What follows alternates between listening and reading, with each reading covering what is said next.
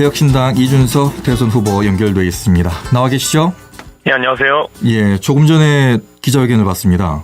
예, 맞습니다. 예, 깜짝 놀랐고요. 인터뷰는 저희가 지금 첫 인터뷰인 것 같은데, 예. 단일화가 없다고, 딱 단언을 하셨어요. 그 이유를 말씀해 주시겠습니까? 저희는 사실 꾸준하게 일관된 입장을 밝혀왔는데요. 지금 이제 선거가 얼마 안 남다 보니까 국민의힘 측에서 자꾸 호사가들이 이런저런 말을 만들어내면서 정상적인 선거운동을 하는 것을 어렵게 만들고 있습니다. 그래서 저희가 다시 한번 저희의 명확한 입장을 밝혔다 이렇게 보시면 될 것 같습니다. 네. 대선이 이제 12일 정도 남았는데 12일 남은 지금 시점에서 단일화를 거부하고 있고 독자 노선으로 끝까지 완주하겠다는 얘기를 했습니다. 그 이유는 민심의 어떤 흐름을 좀 보셨다는 얘기일까요? 저희는 뭐 정치공학적으로 그런 단일화를 통해 가지고 국민들에게 소구하는 것이 사실 예의가 아니다는 생각을 하고 있고요.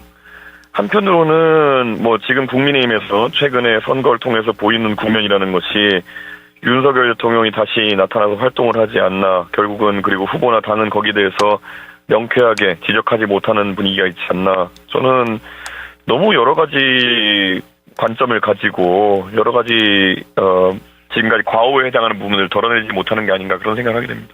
네.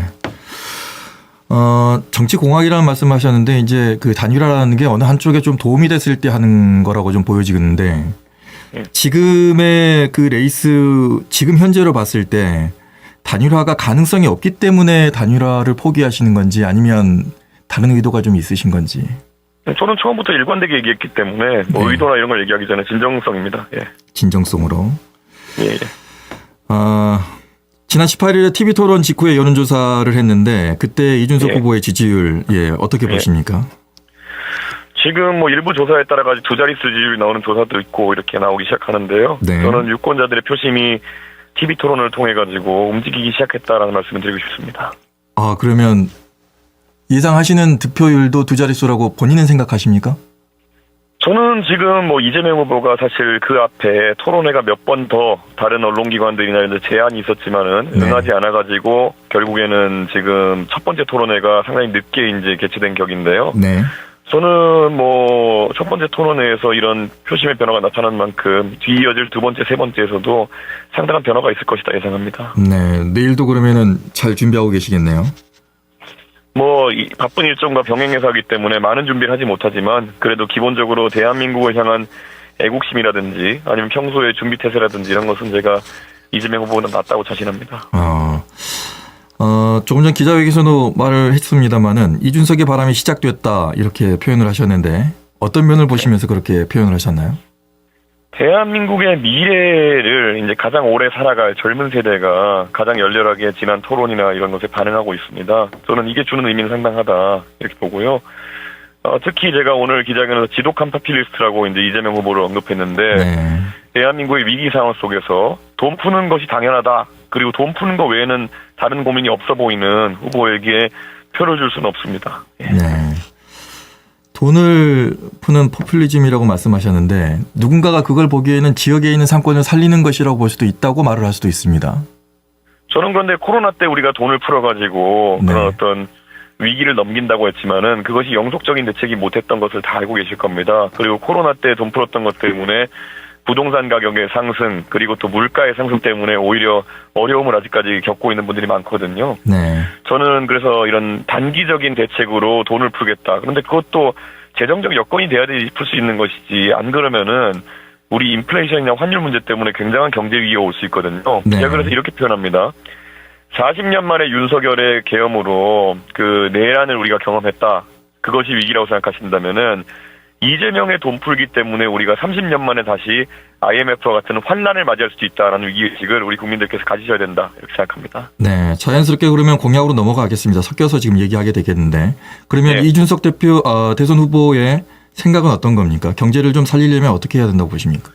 저는 이럴 때일수록 우리가 AI라든지 이런 과학기술 패권 경쟁을 이기기 위한 준비를 지금부터 밟아 나가야 된다 이렇게 생각합니다. 지금 당장 뭐 어려운 경제에 대해 가지고 천착해가지고 거기에 대한 대책으로 돈 풀기를 하다가는 정말 우리가 미래 기술 전쟁일 수 있는 교육이나 과학기술에 대한 투자가 좀 미진해질 수 있는 거거든요. 네. 저는 그래서 오늘 하루가 바쁘게 저희는 빨리 제가 당선되는 즉시 제가 과학기술 분야에 대한 적극적인 투자 그리고 지금 소상공인 같은 경우에도 가처분 소득이 일반적인 사람들이 없기 때문에 돈을 못 쓰는 거거든요.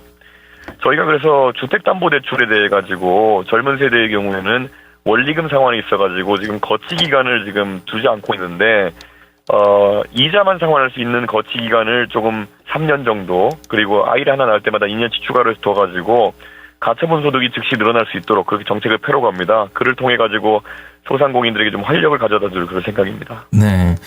AI 말씀하셨는데 이제 저희 광주나 전남 지역도 이제 AI 관련해서 여러 가지 관심이 많이 있거든요. 어떤 네. 형태의 투자를 하실 건지, 어느 분야를 하실 건지 그것도 좀 궁금하네요. 저는 이재명 후보가 지난 토론에서도 보여준 것처럼 그냥 100조 이런 식으로 말하는 사람은 오히려 구체적인 계획이 없는 그런 사람일 가능성이 높습니다. 그래서 저는 광주, 전남에 특히 제가 G스트를 방문하고 전남대를 방문하면서 학생들과 많은 토론했는데, 광주가 AI 선도 도시가 되겠다는 것도 사실 간판만 걸려 있는 것이 아니냐 이렇게 지적하는 분들이 많습니다. 네. 내실을 다지기 위해선 방금 진행자 말씀하신 것처럼 특화를 해야 되는데 네. 광주는 누가 뭐라 해도 자동차의 도시입니다. 그렇기 때문에 AI와 모빌리티의 결합을 할 수 있는 그런 변화가 필요하고요. 지금 서울에서도 AI와 모빌리티를 결합해가지고 자율주행 연구나 이런 곳을 하는 곳들이 있지만 광주가 최적화된 곳이 될 수 있다고 생각하는 것이, 저는 예를 들어 자율주행차를 연구하기 위해서는 제대로 된 테스트베드가 있어야 됩니다. 그런데 서울 같은 경우에는 반농담조로 상암동이나 강남 쪽에 그런 연구할 수 있는 테스트 주행차로 같은 것들이 있는데요. 이곳이 실제 우회전만 연습하는 곳이라고 조소적으로 얘기하기도 합니다. 네. 그렇기 때문에 광주 같은 경우에는 우리 시민들께서 합의해 주시고 그리고 또 지역의 대학들과 연계가 잘 된다면은 자율주행을 좀 더 광범위하게 테스트할 수 있는 그런 공간으로 거듭나야 된다, 그런 생각을 합니다. 그렇게 되면 아마 자율주행과 관련된 연구 기업들이나 이런 곳들에서 광주에서 사업하기를 바라는 곳들이 많이 몰릴 것이고, 그를 통해 가지고 대한민국, 아니 전 세계를 대표하는 자율주행 관련 연구 도시가 될 수 있다 생각합니다. 네. 광주에 유세 활동하면서 이제 말씀하셨던 뭐 지스트 또 대학교 방문을 많이 하셨는데 학생들을 직접 만나서 이제 학식도 먹고 하셨어요. 예, 여러 가지 얘기를 들었을 것 같은데 어떤 얘기가 주로 나왔나요? 아무래도 젊은 세대 같은 경우에는요, 당이 아니라 사람을 보는 문화가 확실히 있구나 이런 생각을 했고, 제가 전남대 갔을 때도 사실 저희가 세어봤더니만 400명이 넘는 학생들이 줄을 서가지고 저랑 사진 찍으려고 대기를 하고 있었거든요. 저는 제가 지금까지 몇 년 동안 소위 서진 정책이라는 걸 통해 가지고 광주 전남의 유권자들에게 꾸준한 노력을 들여온 것이 이번 선거에서 빛을 발할 것이다 이렇게 생각하고 있습니다. 특히 5.18 민주화 운동에 대한 왜곡이나 그런 과거의 과오에서 자유로운 그런 보수 계열의 정치인이라고 하는 것은 제가 거의 아마 유일하지 않을까 생각하는데요. 네. 그런 부분에 아마 학생들도 기대가 큰 것 같습니다. 본인을 이렇게 특정하자면 그러면 보수인데 개혁 보수라고 보는 건가요? 어떤 건가요? 개혁 보수라는 말을 붙일 것도 없이 아까 말했던 것처럼 광주 전남의 진심이었고, 그리고 무엇보다도 5.18 민주화 운동의 정신을 기리기 위한 여러 가지 구체적인 행동을 해왔던 사람이고, 특히 광주에 있어서는 제가 최근에 전남 일신방직 그 부지에 가서 네. 더현대 광주가 지금 이제 지어지기 시작하는 현장을 확인했거든요. 모두 아시겠지만은 4년 전에, 3년 전에 제가 광주에 대해서 했던 약속들, 그런 것들이 차질 없이 추진되도록 하겠다, 이슈화하겠다, 이런 것들이 어느 정도 지켜지는 것 같아가지고 정말 다행이고, 앞으로도 저는 광주의 시민들, 특히 젊은 세대가 바라는 것들에 대해 가지고는 제가 가진 능력 한해서 이슈화시키고 또 그리고 잘 추진될 수 있도록 그렇게 지원하도록 하겠습니다. 네. 이후에 또 얘기 나오는 게 일자리 문제입니다. 후보자께서 얘기하시는 것을 보면 AI로 특화된다거나 하면은 소위 말해서 과정 자체라든가 공정 자체가 이제 간소화되고 자동화되면서 오히려 일자리가 없어질 수도 있겠다는 걱정을 하시는 분들도 있고요. 특히나 또 이제 더현대를 포함한 이런 복합 쇼핑몰 같은 경우에는 어떻게 보면 소비 시설이지 않습니까? 그러니까 예. 광주와 전남 지역에 어떻게 일자리를 많이 늘리고 사람이 오게 할 수 있을 것인가라는 어떤 공약이라든가 보관도 있어야 될 것 같은데요. 제가 안 그래도 더현대 광주 같은 경우에는 그 강기정 시장님을 뵌 자리에서 말씀드렸지만은 광주를 대표하는 랜드마크로 자리하게 되면은 오히려 광주에 방문하는 사람들이 광주의 문화에 대한 것을 새롭게 알게 되고 또 새로운 지출을 할 수 있는 공간으로 거듭나게 될 것이거든요. 더현대 서울 같은 경우에도 거기 식당가 같은 곳에 굉장히 특색 있는 그런 먹거리나 이런 것들을 입점시키기 위해 노력 많이 했고, 팝업 스토어 같은 것들도 운영하면서 지역의 자랑스러운 물산들을 이제 판매할 수 있는 공간이 생기게 되는 것인데, 저는 광주 전남 지역에서 그것을 아주 잘 활용했으면 좋겠다 이런 생각이고요. 일자리 측면에서는 젊은 세대가 결국 영주하기 위해서는 그런 문화시설이라든지 이런 것들이 확보가 많이 돼야 되는 것이고, 아까 제가 구체적으로 말씀드린 것처럼 AI나 이런 일자리도 단순히 지금 몇 년 동안 구호만 있었던 건 다르게 하나에 특화하는 모습이 중요하다. 그래서 저는 AI 모빌리티 산업 아까 얘기하기도 했고요. 저는 그 외에도 결국 광주라는 도시가 결국에는 전라남도의 수부 도시로서 여러 가지 시설이나 이런 것들 인프라 확충이 필요하다, 이런 생각도 하고 있는데요. 이게 이제 결국 철도망이나 이런 게 확충되면서 송정역에 더해가지고 광주역이 다시 활성화되고 이런 게 생길 때 저는 충분히 일자리가 더 생길 수 있다, 이런 생각을 합니다. 네. 그리고 광주 전남 뭐 다 해당되는 겁니다만은 에너지 관련입니다. 여기에 이제 혁신도시에 한전도 와 있고, 또 이 지역을 보면은 이제 재생에너지 관련이 상당히 많이 있거든요. 근데 중요한 것은 여기서 생산되는 에너지가 다른 곳으로 가기가 좀 힘들어지고, 또 특히나 수도권을 가는 선로가 좀 부족하고, 이런 것들 때문에 오히려 이쪽에 있는 에너지 산업이 좀 침체되고 있는 거 아니냐라는 얘기도 나오고 있는데요. 저는 예전에 이제 분산에너지법이라는 것이 국회에 통과가 됐는데요. 네. 분산에너지법에 따르면은 전기를 생산하는 지역에 가까이 있는 곳에서는 공장이든 아니면 개인이든 전기 요금을 좀 깎아줄 수 있는 근거를 마련한 규정입니다. 네. 그렇기 때문에 전기 요금에 좀 민감한 업종 같은 경우에는 우리 영광의 한빛원전이라든지 아니면 여수의 화력발전단지와 가까운 곳에 있는 곳에서는 전기 요금 할인 혜택 등을 통해 가지고 적극적으로 기업을 유치할 수 있도록 하는 게 중요하다, 그런 생각을 하고 있습니다. 광주에도 AI 데이터 센터가 있습니다. 그리고 전남에도 AI 데이터 센터를 만들겠다는 얘기들이 좀 나오고 있고, 한 후보 같은 경우에는 그거를 지원하겠다는 얘기를 하고 있는데, 그렇게 하다 보면은 많은 그 에너지가 필요하고 거기에 적합한 그 최적지가 전남이라고 보는 분들도 계세요. 어떻게 생각하십니까? 이재명 후보가 해남에 이제 솔라시도 데이터 센터를 진행하겠다는 말씀하셨는데요. 네. 사실 풍력 발전, 이제 서남의 풍력 발전을 이용해 가지고 데이터 센터를 가동하겠다는 생각은 뭐 신재생 에너지를 도입하는 것이기 때문에 솔깃할 수 있겠지만, 이 데이터 센터도 급이 있습니다. 그래서 최상등급의 데이터 센터 같은 경우에는 1년의 전력 공급이 26분 이상 중단되면 안 되는 그런 조안을 갖고 있습니다. 그렇기 때문에 풍력의 그런 간헐성이라든지 풍력의 불안정성을 보완하기 위해 가지고는 아까 제가 언급한 것처럼 영광의 한빛원전이라든지 아니면 여수의 화력발전단지에서부터 안정적으로 전력을 공급할 수 있는 그리드를 또 구축할 필요가 있고, 아니면 또 ESS 같은 것을 구축할 필요가 있는데, 그러다 보면은 이런 재생에너지를 오히려 데이터 센터에 활용하는 것이 다소는 비용이 이제 과해질 가능성이 있습니다. 그렇기 때문에 이 솔라시도 그 데이터 센터 같은 경우에는 지금 투자하겠다는 기업이 나오고 있는 건 사실이지만 이게 현실화될 수 있을지에 대해 가지고는 조심스럽게 지켜봐야 됩니다. 조심스럽게 지켜봐야 된다. 네. 상대당 후보도 재생에너지만으로 가는 게 아니라 이거를 두 개를 좀 병행해 가면서 양쪽으로 써가는 것이 현재로서는 낫다, 이렇게 말하던데요. 그런데 그런 게 아까 말한 것처럼 그러면 영광의 한빛원전까지의 송전선로라든지 이런 것의 추가 구축 비용을 의미하는 것이기 때문에요. 네. 실제 그러면 재생에너지의 단가라든지 이런 것이 굉장히 올라가게 됩니다. 네. 그렇기 때문에 저는 그랬을 땐 또 사업성이 변할 수 있는 것이거든요. 그래서 네. 제가 솔라시도 그 해남 데이터 센터의 경우에는 아직 그 어떻게 진척될지에 대해 가지고 좀 지켜봐야 된다는 입장 말씀드린 겁니다. 광주에 대해서 이제 여러 가지 공약을 가지고 계셨을 텐데, 제가 질문한 거 말고 혹시 또 핵심 공약으로 말씀 안 하신 게 있습니까? 제가 원래 뭐 지난 지방선거 때도 제가 몇 가지 지역의 공약을 열거하고 이런 것도 있었는데요. 이번 선거는 대한민국의 재정 상황이 아주 안 좋은 상황 속에서 치르는 선거이기 때문에 제가 어느 지역을 가든지 SOC 공약은 최소화해서 말씀드리려고 하고 있습니다. 그럼에도 불구하고 저는 광주 지역에 지금까지 좀 지연되었던 대중교통망의 확충에 대해 가지고는 저도 많은 관심을 갖고 있고요. 특히 이번에 더현대 광주와 그리고 신세계 광주 확장을 잇는 광천 상무 사이의 지하철 노선 같은 경우에는 그것은 적극 추진하겠다는 약속을 제가 광주 시민들께 드릴 수 있을 것 같습니다. 네.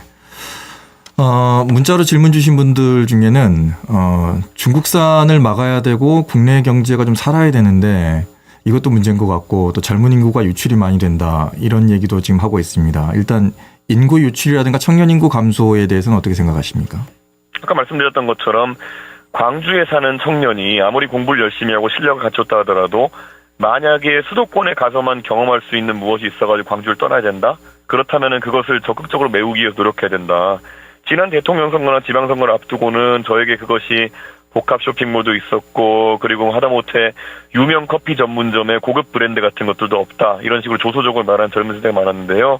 그동안의 노력으로 일부 해소되긴 했지만 아직까지 좀 해야 될 일이 많다라는 생각이 들어집니다. 네. 중국산을 막아야 된다는 생각들도 많이들 하고 계십니다만은 또 중국을 무시할 수는 없습니다.